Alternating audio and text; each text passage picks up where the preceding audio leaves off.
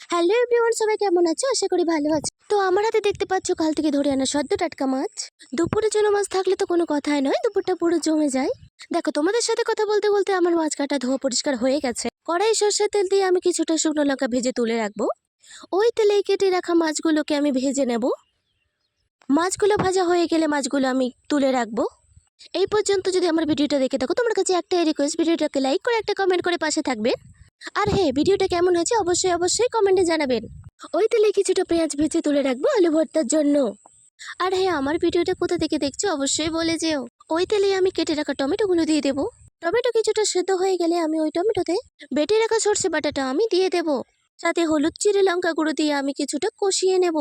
এটা কষানো হয়ে গেলে আমি ওতে মাছগুলো দিয়ে দেব। মাছগুলোতে পরপর কিছুটা নাড়াচাড়া করে নেব। এরপর স্বাদ মতো লবণ দিয়ে দেব। লবণ দেওয়া হয়ে গেলে আমাদের রান্না কিন্তু শেষের পথ। উপর থেকে কিছুটা ধনেপাতা চেরা দিয়ে দেবো। দেখো, তুলে রাখা আলুগুলোকে আমি হাত দিয়ে ভালো করে ম্যাশ করে নেব।